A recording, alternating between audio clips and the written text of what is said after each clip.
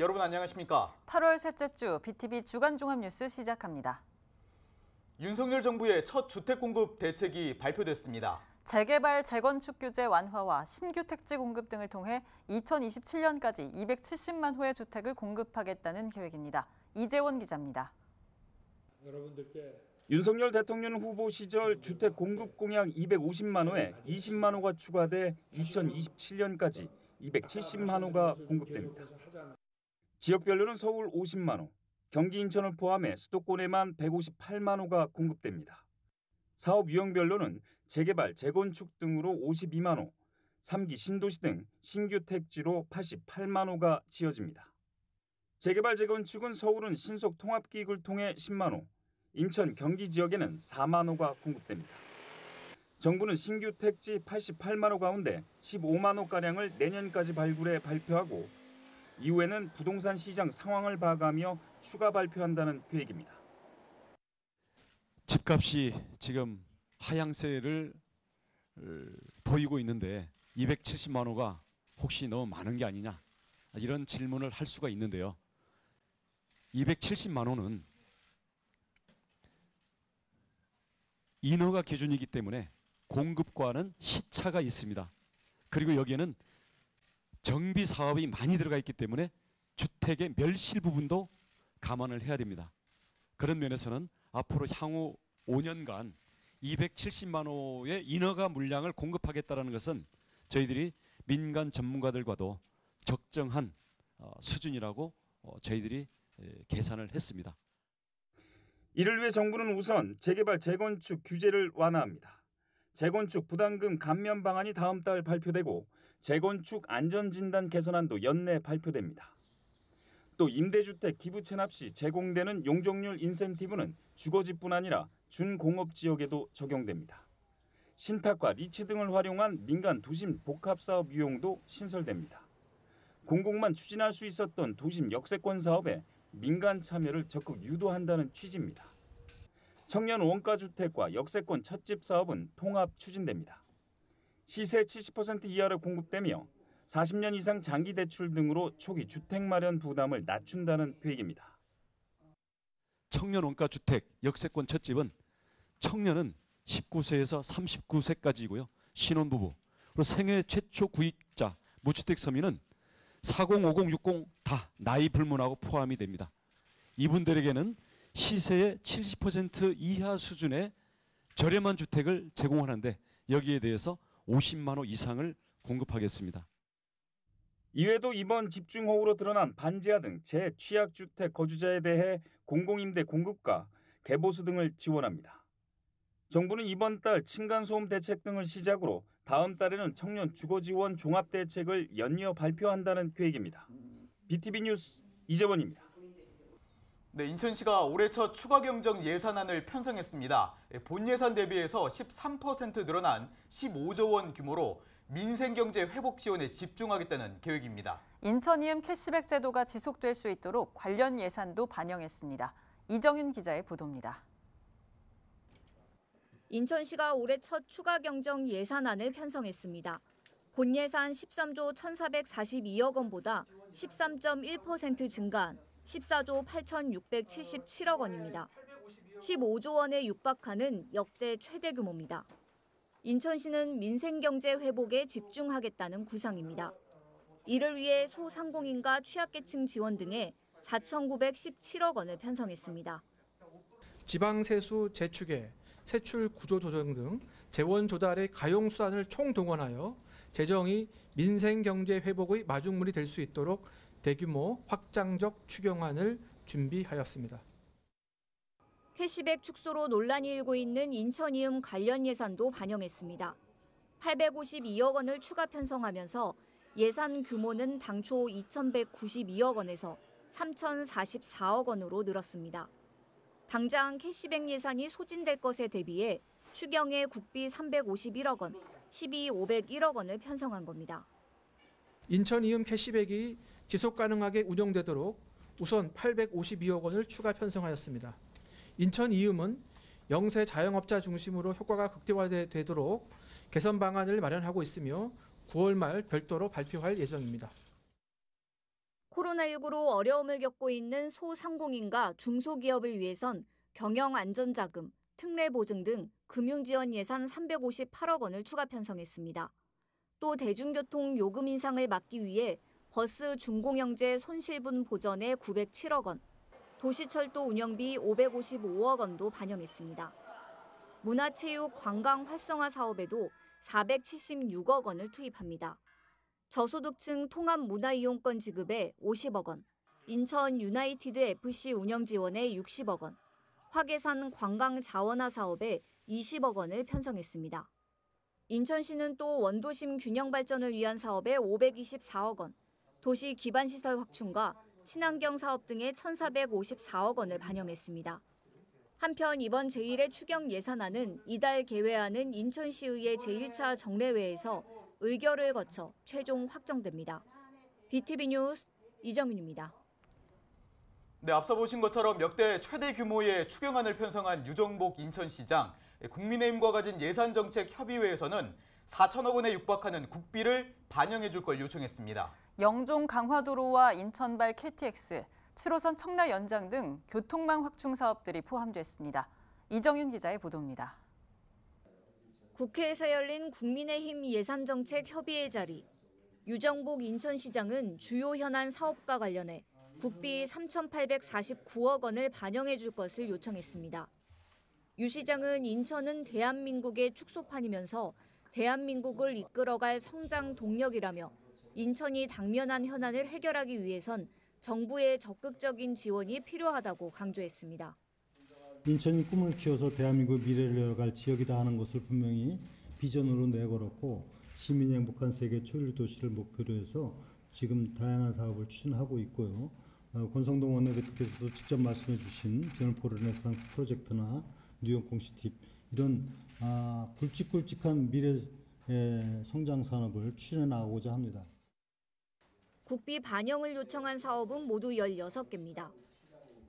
교통망 확충을 위해 영종 강화도로 건설 사업과 인천발 KTX, 서울 지하철 7호선 청라 연장, GTX 비노선 등이 포함됐습니다. 또 공항철도와 서울 9호선 직결 사업의 조속한 추진을 위해 사업비 분담 협의 중재를 건의했습니다. 이와 함께 제물포 도시재생, 캠프마켓 공원도로 부지 매입, 수도권 감염병 전문병원 구축과 영종 국립대학병원 분원 설립 지원을 요청했습니다. 권성동 원내대표는 인천이 글로벌 중심 도시로 성장할 수 있는 무한한 가능성을 갖고 있다며 적극적인 지원을 약속했습니다. 특히 GTX 노선의 조속한 추진과 수도권 매립지 문제 등을 긴밀히 협의하겠다고 밝혔습니다. 윤석열 대통령께서도 각별히 관심을 갖고 신속한 추진을 약속하신 GTX-B, GTX-D, Y자, GTX-E 노선을 조속히 건설할 수 있도록 당이 주무부처인 국토부를 포함한 관계부처와 긴밀히 협의해 나가겠습니다. 수도권 쓰레기 매립지 문제는 인천시 오랜 수건 사업입니다. 대체 매립지 조성을 위해서는 정부와 서울, 인천, 경기가 함께 머리를 맞대야 합니다. 항만공사 관리권한 이양과 해사법원 인천 유치 등 풀어야 할 현안이 많은 상황. 유 시장은 인천 발전을 위해 법률 재개정이 시급한 12건을 선정하고 지역 국회의원들과도 협력해 나가기로 했습니다. 이를 위해 인천 지역 국회의원들과 만나 초당적인 협력과 지원을 요청했습니다. BTV 뉴스 이정윤입니다. 인천시는 지난 2019년 전국 최초로 유초중고 전학년 무상급식을 시작했는데요. 그동안 친환경 급식 지원 등을 해온다며 아이들 급식을 강조했지만 정작 급식 단가는 전국에서 최하위 수준인 것으로 나타났습니다. 배상민 기자입니다. 전국에서 가장 먼저 초중고 전학년 무상급식을 실시한 인천. 인천시 교육청은 친환경 우수 농산물 지원 예산을 식품비에 포함시켜 학교 급식의 질도 개선시킨다고 강조해왔습니다. 인천의 무상급식비를 전국 시도와 비교해봤습니다. 민주당 안민석 의원실이 교육부와 전국시도교육청으로부터 받은 자료에 따르면 올해 1학기 인천의 초중고 평균 무상급식 식품비 단가는 2,596원, 17개 시도 중 14위입니다. 친환경, 우수식재료 등 추가 지원 554원을 더해도 3,150원으로 전국 평균 3,376원보다 226원 적습니다. 초중고별 세부 단가를 놓고 인천과 전국 평균을 비교해보면 초등학교의 경우 인천이 전국 평균보다 182원, 중학교는 174원, 고등학교는 322원 적습니다. 6.5%라는 그 전년보다 많은 인상 부분이 있었습니다. 다만 이제 앞으로 더 양질의 급식 제공을 위해서 인천시하고 분구하고 대응 투자해서 이루어지는 사업이기 때문에 우리 아이들이 건강하고 행복하게 영양적으로도 균형적인 그런 성장을 하기 위해서 최선의 노력을 다하겠습니다. 인천시는 1학기에 이어 2학기 학교 급식 식품비 지원 단가를 10.4% 인상한다고 밝혔습니다. 이에 따라 초등학교는 210원에서 360원, 중학교는 250원에서 600원, 고등학교는 410원에서 700원이 인상되며 유치원은 100원, 특수학교는 300원 추가 지원됩니다.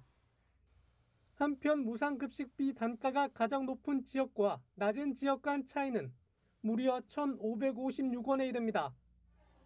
교육청과 지자체 간 지역 여건과 재정 상황에 따라 아이들의 급식 단가가 천차만별인 학교 급식. 안민석 의원은 학교 급식은 보편적 교육복지 사업인 국가의 책무라며 국가 책임 친환경 무상급식을 추진해야 한다고 주장했습니다. BTV 뉴스 배상민입니다. 네, 이런 무상급식과 함께 저소득층 아이들에게 식비를 제공하는 푸르미 카드 역시 최근 논란이 됐습니다. 한 끼당 7,000원을 지원하고 있는데요. 물가 상승 등으로 지원 금액을 인상해야 한다는 지적이 나오자 인천시가 뒤늦게 반영했습니다. NIB 장윤아 기자입니다. 저소득층 아이들에게 식비를 제공하는 푸르미 카드. 현재 13,000명의 아이들이 푸르미 카드를 통해 한 끼당 7,000원의 식비를 지원받고 있습니다. 하지만 급격한 물가 상승으로 인해 사 먹을 수 있는 메뉴가 한정적입니다. 김밥과 자장면을 제외하면 먹을 만한 게 딱히 없는 실정입니다. 시민단체는 아이들의 결식을 막기 위해 물가가 오른 것을 반영해 급식 지원 단가를 8,000원으로 올려야 한다고 주장했습니다. 또 경기도와 서울도 물가 인상을 반영해 8,000원으로 인상해 추진하고 있는 만큼 인천시도 지원금을 늘려야 한다고 강조했습니다. 한편 지난 16일 인천시는 급식 지원 인상을 포함하지 않은 채 추경 예산안을 발표했고 지역사회에선 비판의 목소리가 나왔습니다. 이 사업의 취지가 아동들의 결식을 예방하고 건강한 성장을 지원하는 것을 도모한다라고 했을 땐 고물가 시대의 물가 인상률을 반영한 현실적인 급식 단가 인상이 필요하다고 생각합니다. 올해 추경의 예산을 편성하지 않고 내년도에 예산을 편성하겠다고 하는 것은 아이들이 1년 동안 내년까지 굶으라는 얘기나 다름이 없다라고 생각을 하고요. 사실 지역사회에서 지적이 따르자 인천시가 태세를 전환했습니다.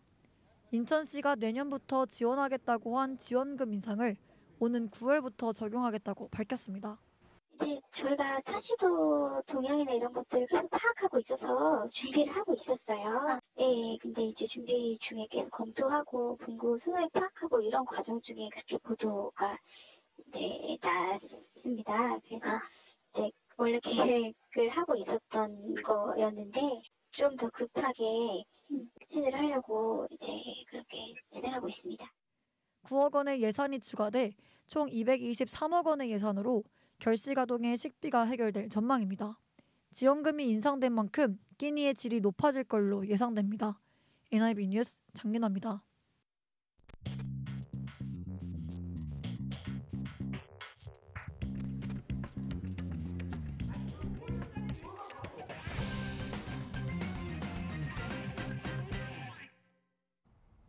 기초의회의 현주소와 발전 방안을 모색하는 연석보도 시간입니다. 기초의원들의 자질 논란이 일고 있는 이유 가운데 하나, 바로 전과 경력입니다. 이번에 당선된 기초의원들의 전과 경력을 저희 BTV 취재진이 분석해봤더니 3명 가운데 1명꼴로 전과 기록이 있는 걸로 나타났습니다. 특히 이런 전과 기록은 선거 이후에 비공개로 바뀌기 때문에 일단 당선만 되면 검증도 어려운 실정입니다. 공천 기준을 강화하고 정보를 투명하게 공개해야 한다는 지적이 나오고 있습니다. 이정윤, 강혜진 기자가 차례로 보도합니다. 지역 일꾼을 뽑는 지방선거. 이번 제8회 전국 동시지방선거를 통해서 서울에선 기초의원 427명, 인천에선 123명이 선출됐습니다. 이 가운데 정가 경력이 있는 당선자는 얼마나 되는지 분석해봤습니다. 서울 기초의원 427명 중 정가 기록이 있는 의원은 모두 108명입니다. 비율은 25%, 그러니까 4명 중 1명은 정가가 있는 겁니다. 인천 지역 기초의원들의 정가 비율은 더 높습니다. 인천 기초의원 123명 중 35명, 28%에 달합니다. 서울과 인천 지역 기초의원 중 총 143명이 정가 기록이 있는 건데 이 중 3명은 정가 기록이 무려 4개에 달하고 19명은 정가 기록이 3개, 36명은 2개, 85명은 1개입니다. 기초의회별로 정가 비율을 살펴봤습니다. 서울에선 강서구의회가 2명 중 1명꼴인 52%로 나타나 정가 비율이 가장 높습니다. 그 다음으로는 강동구와 중구의회가 44%, 관악구의회 41%, 동대문구의회 37%, 강북과 광진, 성북구의회는 36%로 그 뒤를 이었습니다. 인천에선 계양구가 기초의원 절반이 정가 경력이 있는 것으로 나타났고 중구와 옹진군 의회는 각각 43%로 그 다음으로 높습니다. 동구의회 의원 중 37.5%가 정가 기록이 있고 강화와 부평구 의회도 28%로 나타났습니다. 정당별로 살펴보니 서울과 인천 지역 국민의힘 출신 기초의원은 모두 272명, 이 중 28%에 해당하는 77명이 정가 기록이 있었고 더불어민주당 출신 기초의원은 모두 274명으로 이 가운데 23%에 해당하는 63명이 정가 기록이 있는 것으로 나타났습니다. 진보당 1명, 무소속 2명 모두 정가 기록이 있고 정의당 소속 의원 1명은 정가 기록이 없습니다. 음주운전부터 폭력, 사기 등 파렴치한 범죄 경력이 있는 기초의원들. 정가 기록을 보유한 자질 없는 후보자를 공천하는 결과라는 지적이 나오는 이유입니다.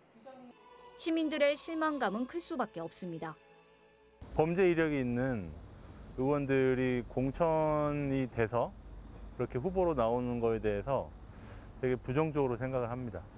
또한 그 공천의 그 조건들이나 그런 자격 요건이 그 명확하게 공개되어져 있지 않는 상황에서 그런 것들이 이제 요즘 같은 이 시대에 투명하게 이제 보여지지 않는 거에 대해서 상당히 부정적으로 생각하고 있습니다.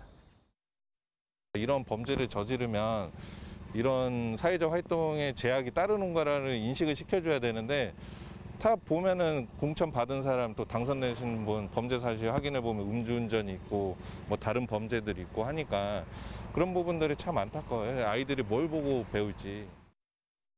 유권자들이 자질 있는 지역 일꾼을 뽑을 수 있도록 공천 기준부터 강화해야 한다는 목소리가 높아지고 있습니다. BTV 뉴스 이정윤입니다. 기초의원 공천은 각 정당의 당헌, 당규에 따라 결정됩니다. 먼저 공직선거 후보자 검증위원회를 구성해 선거에 출마할 후보자의 자격 여부를 심사합니다.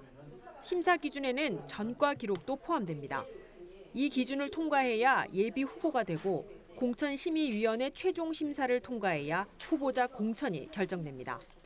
문제는 후보자의 범죄 이력을 어떻게 심사하고 결정하는지 그 과정이 비공개라는 겁니다.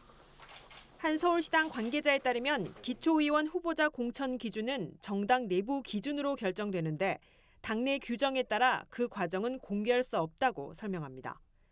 지방자치법 개정 후 각 정당마다 음주운전이나 부동산 투기, 사기 횡령 등을 엄격하게 심사한다지만 전과 경력 보유 후보자들이 대거 공천되고 내리꽂기식 공천이 반복되고 있다는 겁니다.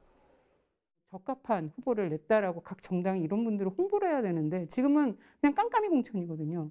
깜깜이 공천이고 또 하나는 그 공천권을 진 누군가 특정인에 의해서 쥐락펴락할 수 있는 이런 이제 내리꽂기식 공천이 지금 현재 횡행하다는 겁니다. 그래서 그런 깜깜이 공천, 내리꽂기식 공천을 개선하지 않다 보니 결과적으로 국민 눈높이에 맞지 않은 분들이 자꾸 공천되고 있는 거 아니냐라고 저는 의심을 하고요. 특히 선거 기간에는 후보자 전과 기록이 공개되지만 이후에는 모두 비공개로 바뀝니다. 선거 전 후보 시절에는 후보자 공보물이나 선거정보 홈페이지를 통해 범죄 여부를 알 수 있지만 당선 이후에는 유권자들이 전과 기록을 확인할 방법이 아예 없는 겁니다. 선거관리위원회가 후보자 범죄 여부 정보를 차단해 당선된 지역 일꾼이 어떤 사람인지 다시 확인하기가 어려운 겁니다.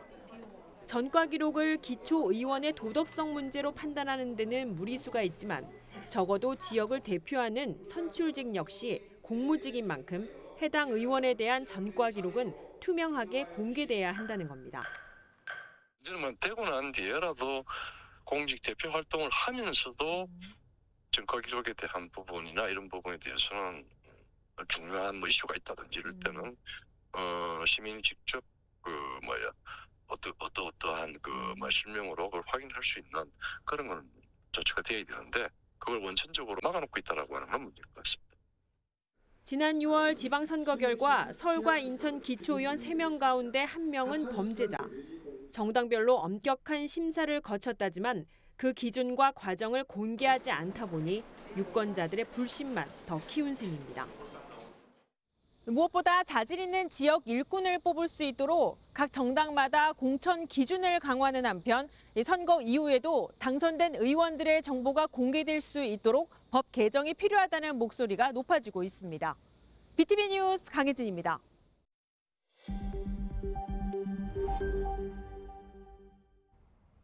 검단 신도시는 지난해 6월부터 본격적으로 입주가 시작됐습니다. 1단계 공사가 모두 마무리되면서 주민들을 위한 공원 등 기반 시설도 들어서고 있습니다. 하지만 시설물 인수인계가 늦어지면서 애꿎은 주민들만 피해를 보고 있는데요. 주민들은 공원 시설물조차 이용을 하지 못하고 있습니다. 이정윤 기자의 보도입니다. 검단 신도시의 한 근린공원입니다. 공원에 커다란 바닥 분수대가 설치돼 있지만 가동을 하지 않고 있습니다. 또 다른 수경시설도 운영을 안 하기는 마찬가지입니다.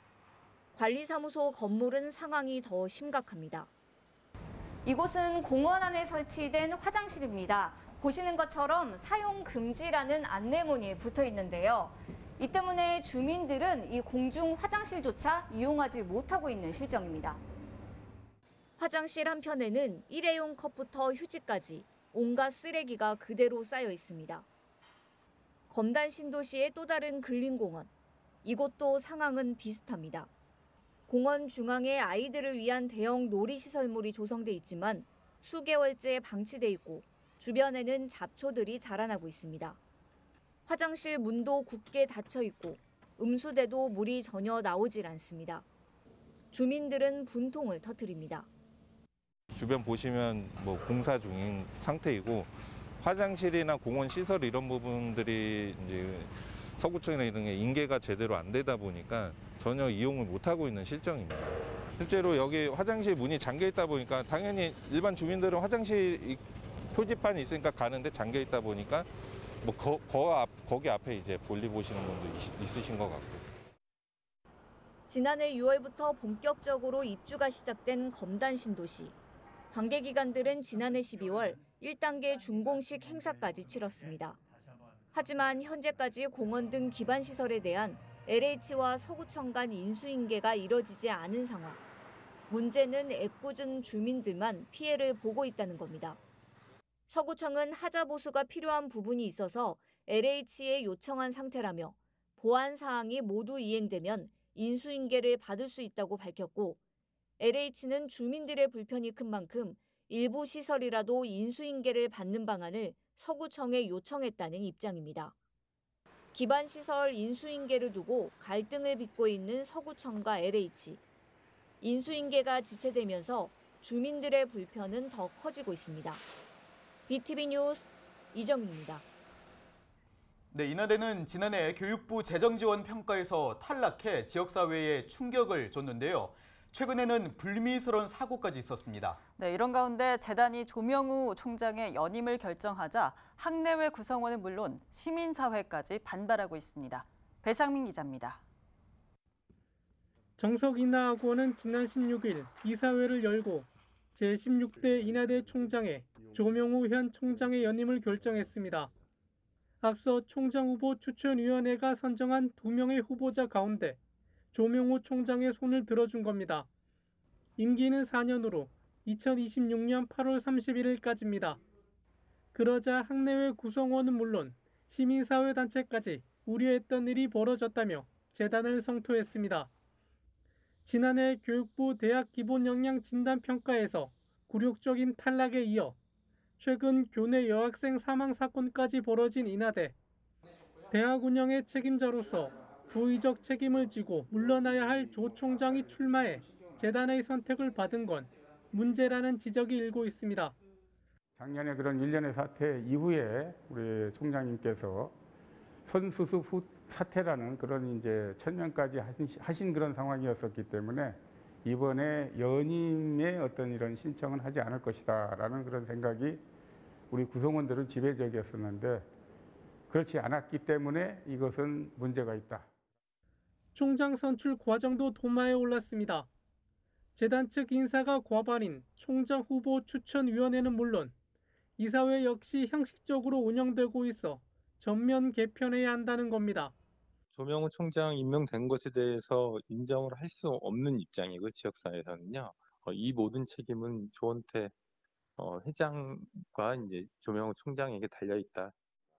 이들은 인하대 구성원들과 강력한 반대 운동을 펼치겠다고 밝혔습니다.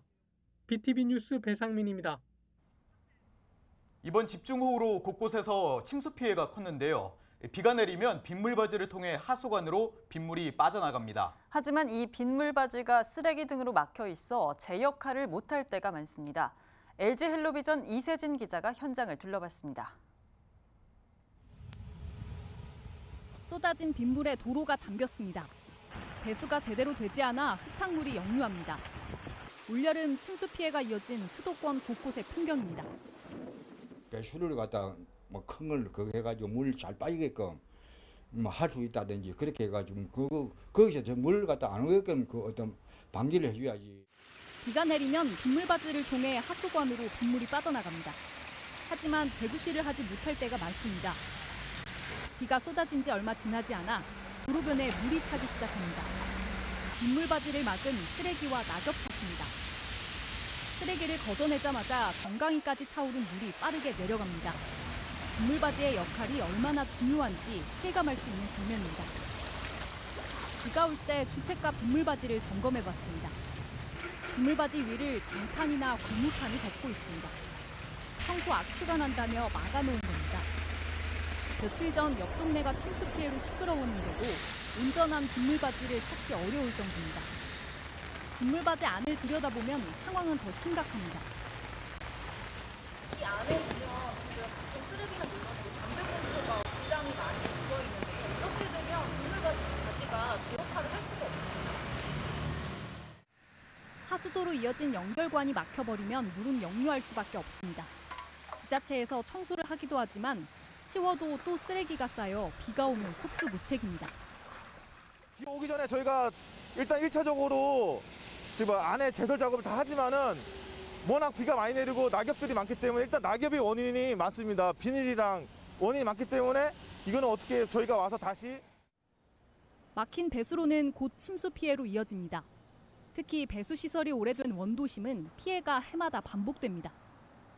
빗물을 잘 침투시킬 수 있는 침수 시설을 둔다든지 빗물을 저장할 수 있는 저류 시설을 둔다든지 등의 어떤 그 노력이 있어야 되는데 구도심은 녹지 지역도 신도시보다는 부족하고 여러 가지 이런 시설들이 부족한 상태라서 지형적인 원인과 함께 이런 시설적인 원인도 있는 것 같습니다. 기후변화에 따라 최근 정부와 지자체는 하수도 설계 기준을 늘리고 있습니다. 하지만 배수가 제대로 되지 않으면 늘어난 용량도 무용지물. 빗물바지에 대한 시민의식과 관리가 무엇보다 중요한 이유입니다. 플루TV 뉴스 이세진입니다. 전세가는 매매가보다 싼 게 정상이죠. 그런데 최근 매매가를 웃도는 금액으로 체결되는 빌라 전세 계약이 늘고 있습니다. 이른바 깡통 전세라는 건데요. 인천 지역에서 전세 사기 의심 거래가 두드러지게 나타나고 있습니다. LG 헬로비전 이관성 기자가 취재했습니다. 지난 2월 4일 이 신축 빌라 건물 5층에 있는 전용 면적 36제곱미터인 한 집은 전세금 2억 2천만 원에 거래됐습니다. 그런데 같은 달 17일 같은 층 같은 규모의 집이 1억 9,500만 원에 팔렸습니다. 전세가가 매매가보다 13% 가까이 비싼 겁니다. 이상한 전세 거래는 구축 빌라에서도 볼 수 있습니다. 지난 2002년 지은 인천 부평의 한 빌라 건물 5층 집은 지난 1월 10일 1억 1,100만 원에 팔렸습니다. 그리고 같은 달 29일 같은 층 같은 크기의 집이 전세금 1억 1,500만 원에 거래됐습니다. 이렇게 빌라 전세가가 매매가보다 높은 거래는 서울 서부권과 인천에서 급증하고 있습니다. 지난 상반기에만 서울 화곡동의 경우 300건이 넘었고 인천 부평과 주안에서도 200건이 넘었습니다. 신축 빌라 공급이 많은 지역에서 빌라 전세 사기 의심 거래가 늘고 있는 것입니다. 한 명의 소유자가 적어도 50채 이상의 다주택을 가지고 있는 상태에서 전세 실거래가가 매매 실거래가보다 같거나 높은 형태로 이루어지고 또 이들이 거래한 매매 실거래가 자체도 저희가 추정한 시세 대비해가지고 적어도 10% 이상 높게 거래가 되면서 전세와 매매가 굉장히 짧은 기간 안에 같이 이루어지는 거죠. 전세가를 높여받는 이들은 빌라를 짓고 팔지 못하는 건축주와 새로 지은 전셋집을 구하려는 젊은 세입자들의 처지를 교묘하게 이용하고 있습니다. 빌라의 경우에는 이 대출 기저로 인해서 실질적으로 이제 대출을 못 받기 때문에 이 신축 빌라 같은 경우에는 특히 이제 대출을 받지 않고도 전세를 놓게 되면 전세 자금만으로 매수가 가능하기 때문에 이러한 거래들이 좀 활성화되는 것이 아닌가. 수도권 각 지역에서 신축 빌라 중심의 전세 사기 의심 거래는 계속 늘고 있습니다. 상황이 이렇다 보니 정부는 뒤늦게 경찰과 특별 단속에 나서기로 했습니다. 경찰청과 합동 본부를 만들어서 6개월간 집중 단속을 할 것이고요. 이에 대해서 국민들에게 필요한 예방을 위한 정보 그리고 그 전세 사기 범들에 대한 여러 가지 면에서의 처벌과 재조치 그리고 나아가서는 이미 피해를 당한 사람들에 대한 구제 방안들을 이미 발표를 했고요. 9월 달에 또 추가 대책을 세울 겁니다. 전세 사기 중점 단속 대상은 무자본 갭 투자와 매매가 이상의 전세 보증금을 고의적으로 반환하지 않는 경우, 부동산 권리 관계를 허위로 고지했을 경우 등 7가지입니다. 다주택자가 세입자 피해를 알고도 높은 전세가를 계획한 정황이 드러날 경우 처벌하겠다는 얘기입니다. 높은 전세가를 받아서 그다음에 건물주나 건축주에게 약간의 매매 대금을 주고 차액을 나눠 먹는다. 이런 식으로 해서 처음부터 계획적으로 세입자들의 보증금을 받아서 서로 일정 부분의 이익을 취득하려고 하는 이 정황, 이런 것이 발견될 때 전세 사기로 처벌이 용이해집니다. 정부와 경찰이 뒤늦게 전세 사기 단속에 나섰지만 피해자 대책은 아직 나오지 않은 상황입니다. 부동산 가격 폭등과 금리 상승 때문에 집을 구하기 힘든 세입자들은 전세 사기까지 피해야 하는 어려움에 놓여 있습니다. 헬로티비 뉴스 이관서입니다.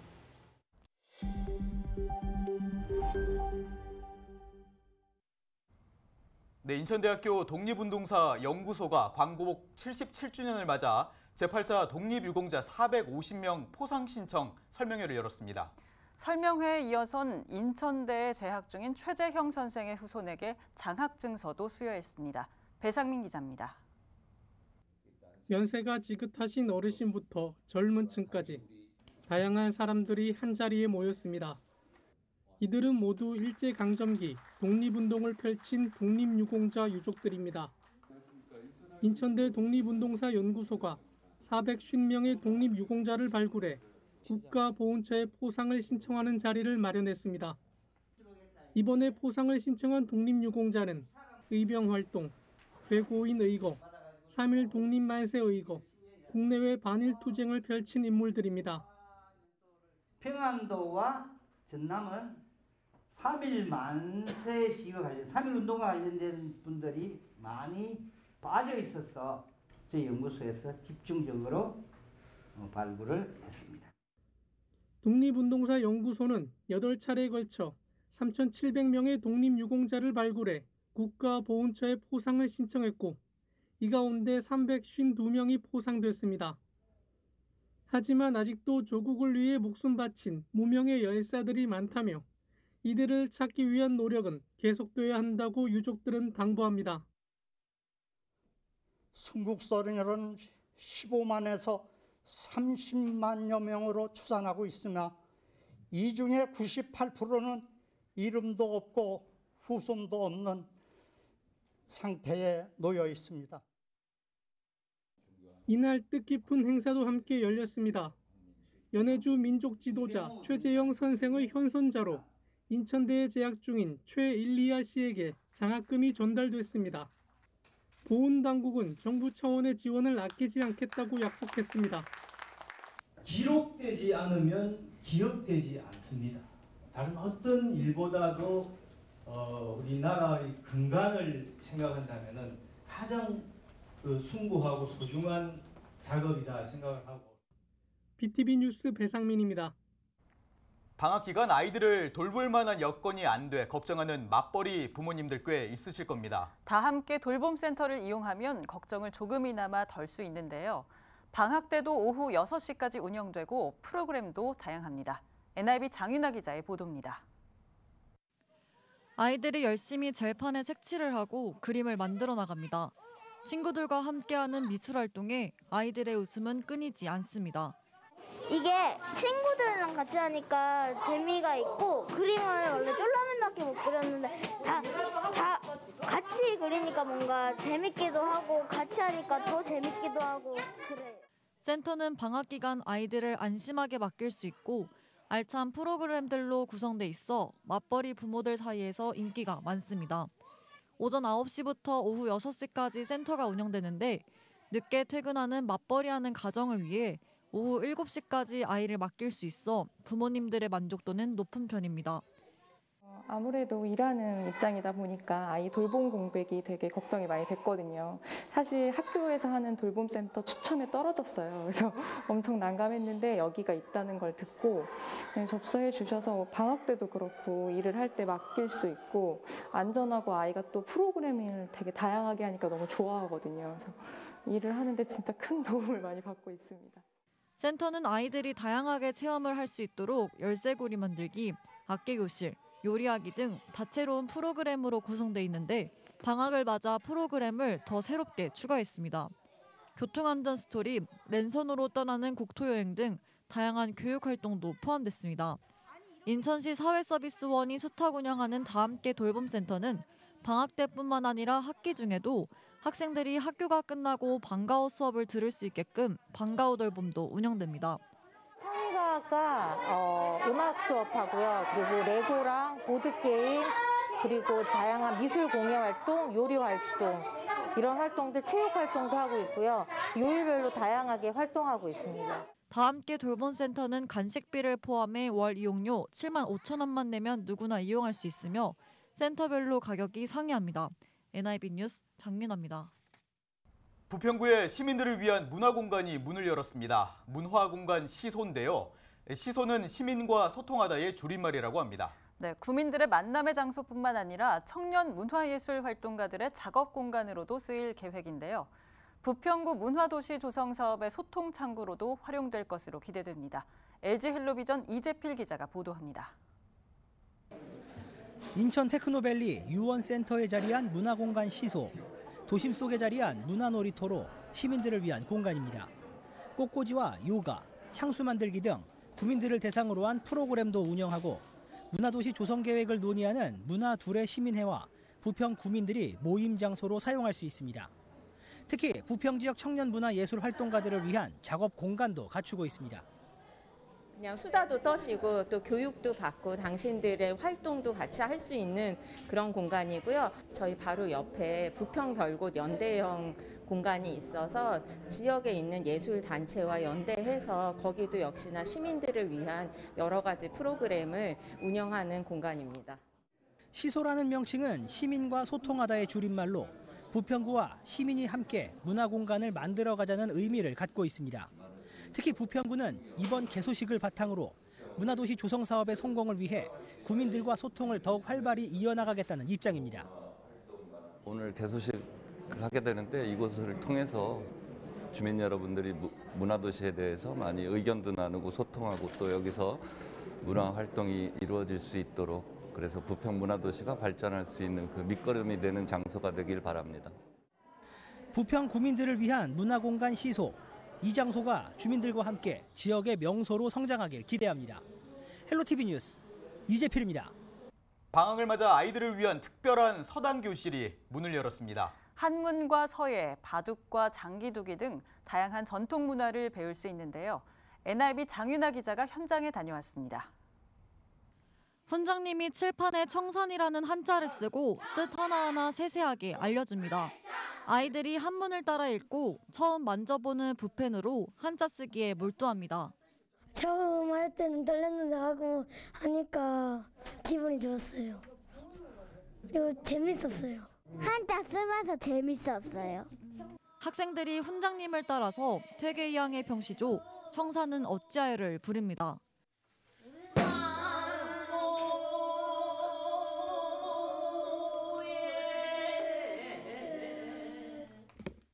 관교 노인복지관에서 아이들의 방학을 맞아 승합골 서당이 열렸습니다.